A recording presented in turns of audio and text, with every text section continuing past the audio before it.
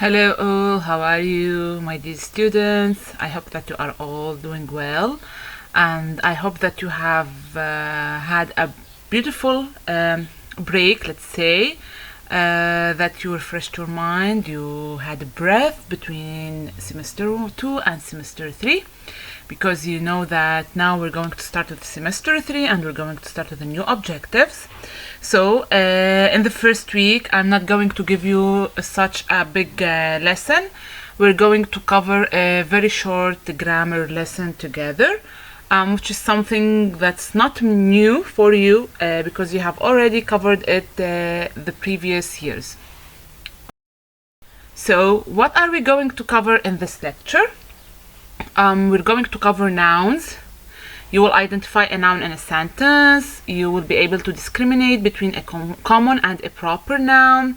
You will discriminate between a concrete and an abstract noun. And also you have to capitalize proper nouns in a sentence.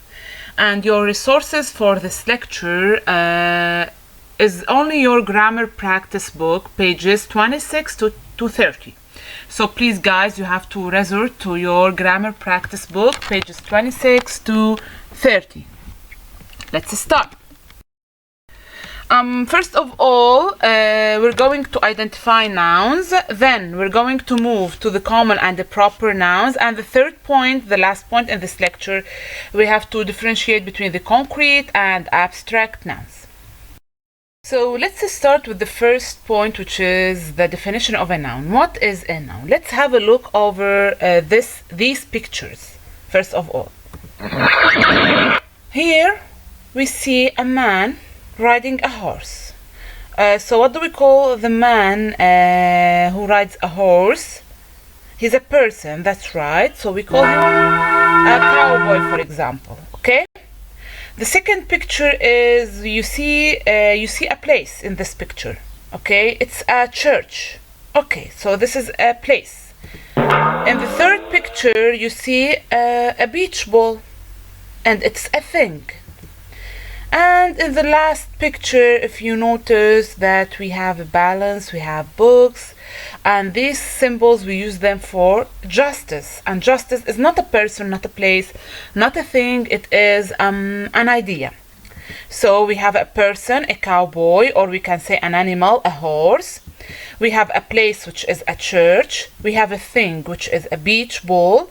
And we have an idea, which is called justice. All of these are what? They are names. They are naming people, animals, places, things, and ideas. So when we have words that name people, places, things, animals, and ideas, we call them nouns. So a noun is a word that names a person, a place, a thing, or idea, or also an animal. Again, we repeat, we say that a noun is a word that names a person, a place, thing, idea, or an animal. That's it. A noun is a name. Okay? So a noun names a person, place, thing, animal, and idea. Okay, now let's practice a little bit. Let's try to find the nouns in the sentence. Okay, we might have one noun, we might have more than one noun. And again, I repeat that a noun is a name of a person, or a place, or a thing, or idea, or an animal. So I have to look for names. Our teacher handed out the papers. Okay, here I notice that names, I have a name of a person, which is teacher, so it's a noun. And I have a name of thing, which is papers, so it is a noun. So teacher and papers are called nouns because they name a person and they name a thing. You might say our. Our is not a noun. Our is a possessive pronoun, so we cannot consider it a noun. Handed out here is an action, so it's a verb, and that is an article. So only we have teacher and papers, which are nouns. They are names. Let's see another example. Every student should have a computer for school. What are the names here? I have a name of a person, student. I have a name of a thing, computer.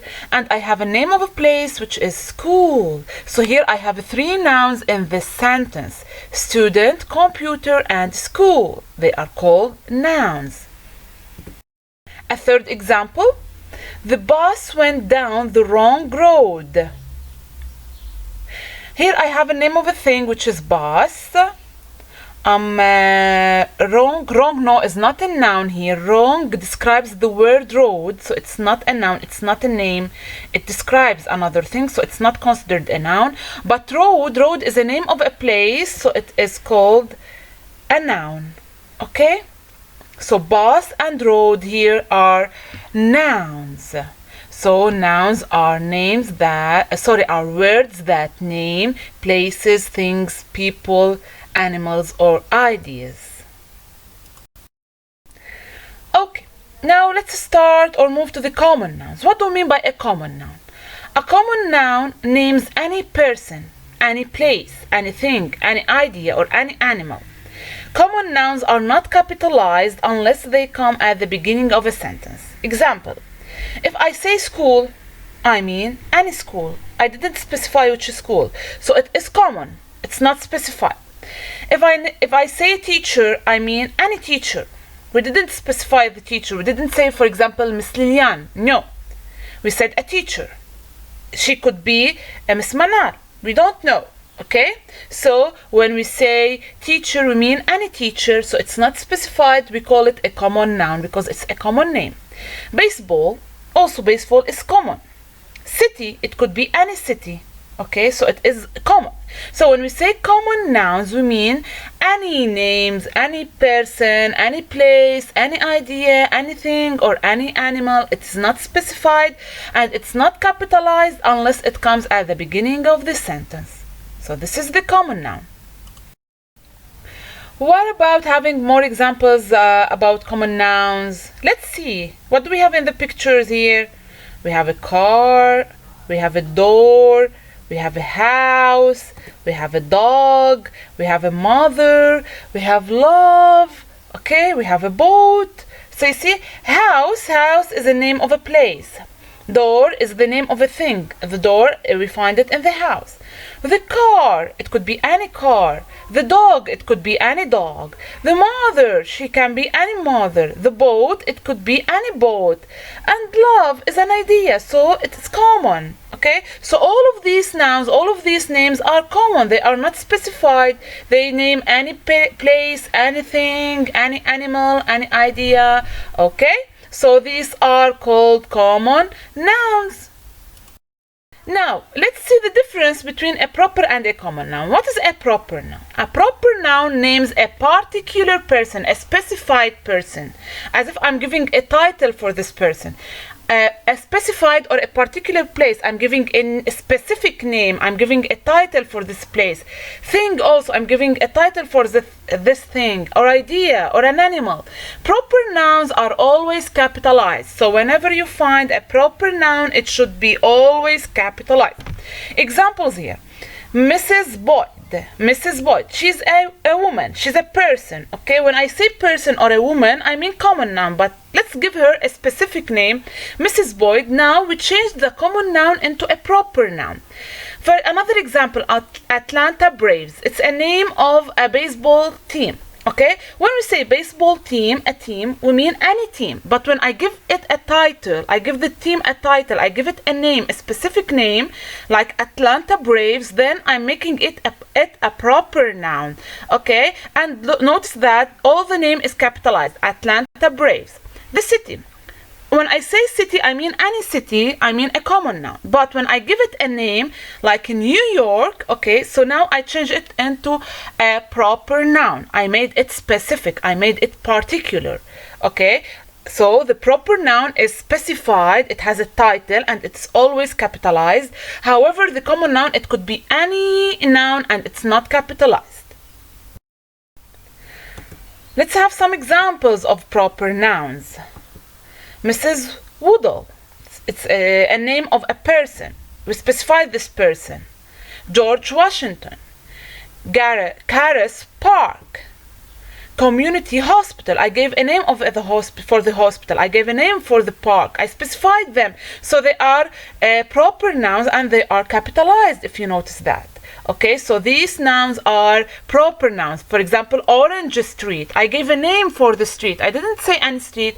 I specified it, Orange Street. Okay, so it is specified, it is particular, so it is a proper noun. The third and last point in our lecture, it's the concrete and abstract noun. What is the difference between these nouns? Or how do I differentiate between concrete and abstract nouns? Let's see. What is a concrete or abstract noun? First of all, a concrete noun, okay, names a thing that is tangible. Yeah, we mean it can be seen, it can be touched, it can be heard, it can be smelled or tasted. In other words, it's something that we can feel it with our five senses. So when there is a noun, or we mean a person, a place, a thing, or anything that we can touch it with our hands, or see it, or hear it, or smell it, or taste it, we can feel it with our five senses, then we call it concrete noun. Concrete nouns are either common or proper. Okay, so the concrete noun could be common or proper. But the abstract noun, it names an idea, a condition, or a feeling. In other words, we mean that the abstract noun is something that we cannot see it with our eyes, we cannot eat it, we cannot hear it, we cannot smell it. Okay, we feel it or we think about it in our minds. Okay, so this is the difference. The concrete noun, you can feel it with your five senses, while the abstract noun, you cannot feel it with your five senses. Okay. Examples of concrete nouns. I petted the dog. I petted the dog. Okay, if you notice here, dog, you can see it with your eyes, you can touch it with your hand, you can even smell it. Okay, so it is a concrete noun. Another example, the monkey stole my little sister's banana. Monkey also is a concrete noun. Banana is a concrete noun. Even sister is a concrete noun, because all of these nouns, I can see them, I can touch them, okay, I can hear them, I can hear the monkey and my sister. The banana, I can taste it, for example, I can eat it. Okay, so you see, these are concrete nouns. The last example, Asia ate my cookie. Asia is a proper noun here, yes, that's right, but it's a person. Asia is a person, okay? And I can see Asia, I can hear her, for example, I can touch her, so it is a concrete noun. The cookie, I can see it, I can touch it, I can taste it, then it is a concrete noun. Let's have examples of abstract nouns. Let's see. James felt sadness because he lost his hamster. Okay. Here they gave you sadness as an abstract noun. Yes, it's right. Sadness, you can feel it inside your heart, and it's a condition that happens with you. Okay, but you cannot see sadness, you cannot touch sadness, you cannot hear sadness. However, if you take James is a name of a person, is a name of a boy. Okay, James, you can see him, you can touch him, you can hear him, so he is a concrete noun, while sadness is the opposite of James. No, we cannot see sadness, we cannot hear sadness, we just feel it, and it's just a condition. We think about it in our minds and in our hearts, so it's an abstract noun. Another example of abstract noun, Robin was overcome with happiness when her dad gave her the dog on Christmas. Happiness here. Happiness is a feeling, okay? It's a feeling, it's an idea, it's a condition. We cannot see it, we cannot touch it, we cannot hear it, we cannot taste it. So it's not a concrete noun, it's an abstract noun. So this is the difference between concrete and abstract nouns. Let's have other examples of concrete nouns. The nouns that we can feel them physically, we can touch them, we can hear them, or we can see them, like apple, air, conditioner, airport, ambulance, apartment, bread, board, carpet, chest, deer, desktop, finger, garage, and head, and more and more and more concrete nouns. Other examples of abstract nouns, nouns that are like states, they are like feelings or conditions. Let's see. Beauty, bravery, calmness, coldness, curiosity, generosity, honesty, intelligence, jealousy, kindness, for example, loyalty, stupidity, trust, weakness, and more and more and more abstract nouns we still have. But these are the most common abstract nouns that you might face them. Awesome, isn't that right? Okay guys, thank you for listening. I hope that the lesson has attracted you and captured your attention. And now it's time for you to go and solve the exercises in your grammar practice book. If you still have any questions, you can leave them for the live session and we can discuss them together. And don't worry, we're going to solve the exercises together again. Stay safe and bye bye.